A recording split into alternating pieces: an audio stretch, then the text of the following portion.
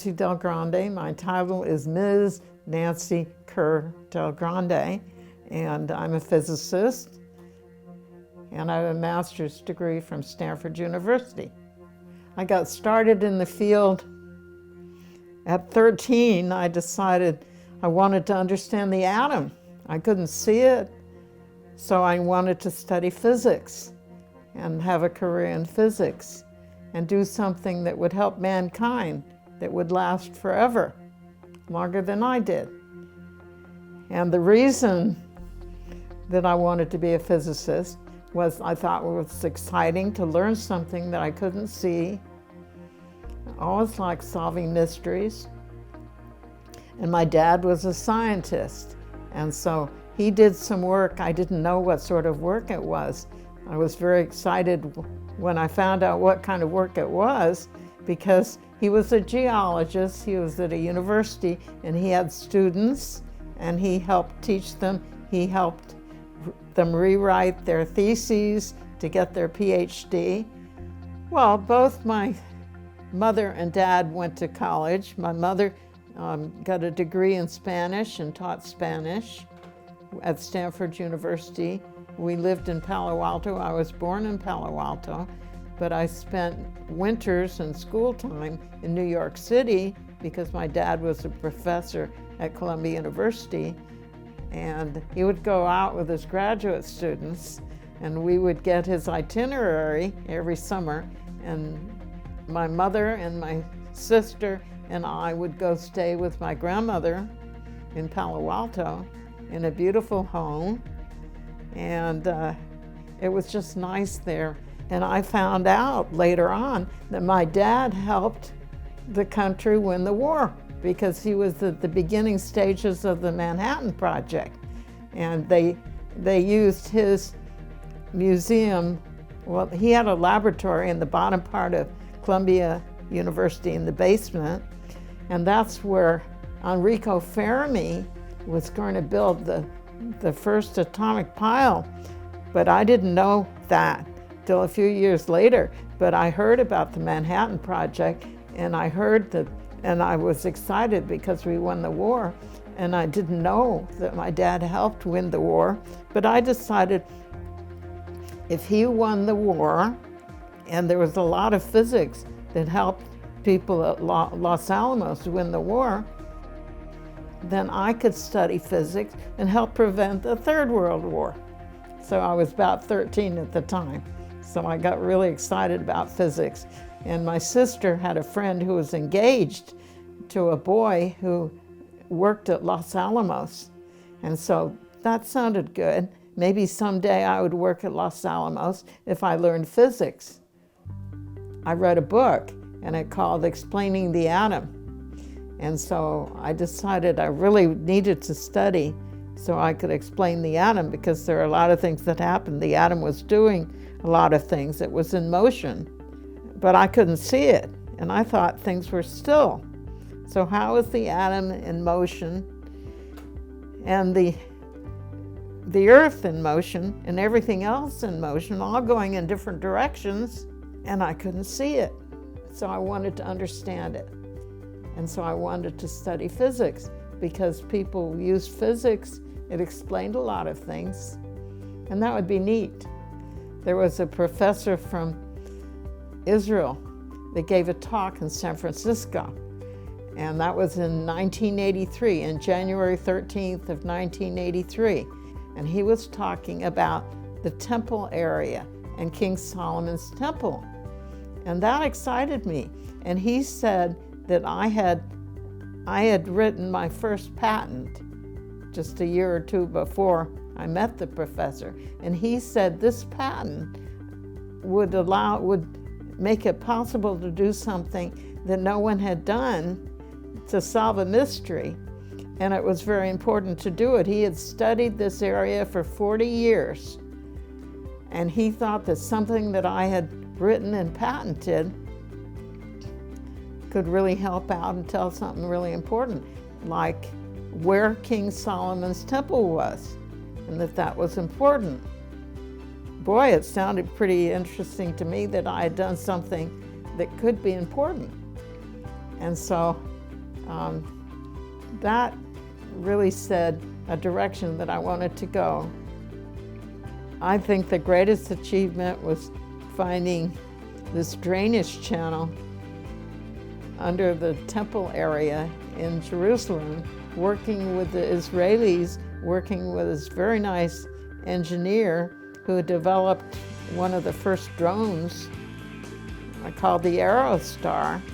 And I met him at a meeting in Maryland, and we saw all these drones up in the sky, and they were high, and he eventually helped during a weekend take off and from his place on Earth do the programming that would tell the Aerostar to fly over the area called the Temple area in Jerusalem, so that I could look at the images and find the heat coming from the drainage channel that would show the location and direction of King Solomon's temple, the altar sacrifice, the drainage channel. And that was still there because no one would take out a drainage channel that was made 3,000 years or more ago. Lawrence Livermore Laboratory was my first job, and I went there in 1959. And I wasn't there too long until I got a chance to think of a way that would measure the temperature of an underground explosion done with a nuclear device.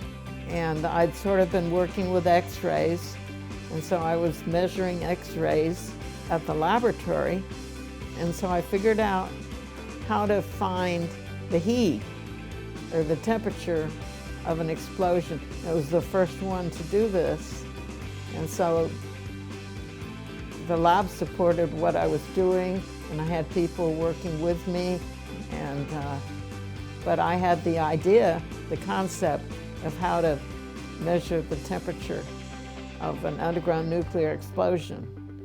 And I got a chance to do that. It was the first time it had been done.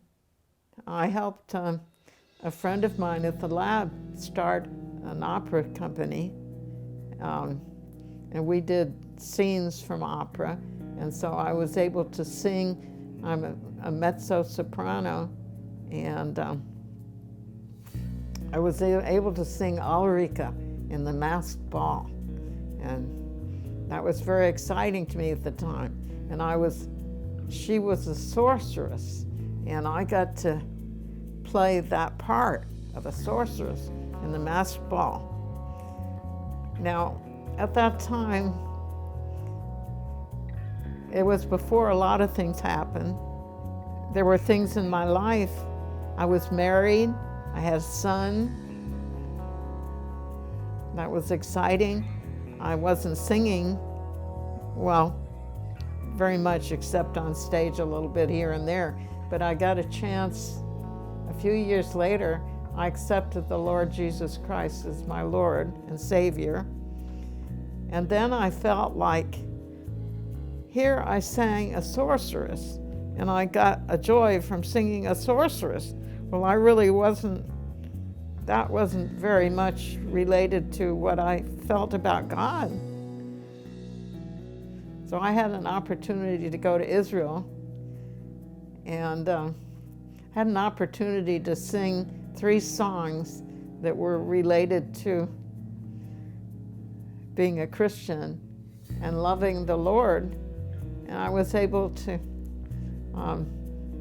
sing the Holy City in Jerusalem, not in Jerusalem, actually in Caesarea, in this big stage.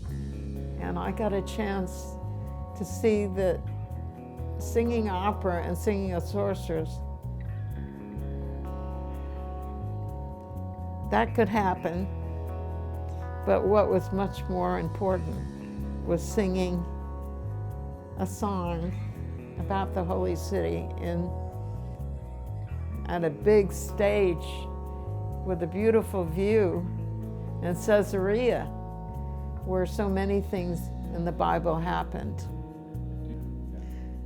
My son was a beautiful answer to prayer. He was adopted when he was 2 days old. And when we brought him home, he didn't like my singing of opera. It was so much wonderful to have a son that I'd prayed about. It was a miracle to have my son when we couldn't seem to have children ourselves, my husband and I. And so it just was a miracle. It was fun to be a scientist. It was fun to work on physics. I loved the field that I was in. I loved learning things. I love finding out, inventing things. I have 8 inventions now, and many of them relate to heat, physics. The sun heats the earth, and the earth gets heated, and the earth heats at a different rate if there's a big gap or void at a depth. And right now we really need to find things at depth for safety of people. There are tunnels, and they're tunnels that drug lords use to hide illegal drugs in, that kill the lives of young people. And I could find a way that can find these deep tunnels, save lives. I just hope to be able to work with Israel and U.S. scientists working together can get rid of terrorism, can do good things that will help mankind. When I started doing research at Lawrence Livermore Lab, and when I had been to Los Alamos, there were just things that I heard about with NASA was going up in airplanes and all, and looking for minerals, and they were looking for minerals from an airplane using infrared. So that inspired me. I'm going to use infrared to measure heat. And so I've been measuring heat for 40 years. And 40 years ago, next year, will be 40 years of doing research to find the exact site of King Solomon's temple. 40 years at Lawrence Livermore Lab, and I applied to do some archaeology first in the U.S. at Four Corners, and then take it to Israel, and then find the exact place of King Solomon's temple. And all the engineers and physicists selected my program, my proposed work. Makes me think of a legacy that Professor Kaufman, I had met with him in Israel a number of times, and he left the legacy that he had, his science, to me, to continue and do what he had spent 40 years trying to do. And so I would like the legacy, I would like someone to carry what on, to redo what I had done, and I can figure out what's the best time for them to do this. But I would really like the U.S. and Israel to work together to authenticate the exact site of King Solomon's temple, because there are people that believe in temple denial all over the world. They believe in temple denial, and I do not believe in temple denial. And I believe that solid scientific evidence could make a difference in this world. It would make a difference if people started working together. If I was going to give a young person one piece of advice, a potential young scientist who also happened to be a woman, I would say physics is exciting. There's so much one can do, and that whether you believe in God or you don't believe in God, you can prove to yourself and to other people that it's okay to believe in God and be a scientist. You don't have to prove one way or another. A scientist gives all that they have to understand what's right, what's true. They can go out and prove what's true and help humanity, help it be a better world. They can help people live. They can tell about what their belief is, and if they believe in God, they can tell it. It's not censored. How would I like to be remembered? I'm Nancy. I'm a redhead. I've given my life to do something that will be worthwhile to help mankind. I'd like to prevent World War III. I'd like togetherism. I'd like to be remembered as working together according to God's will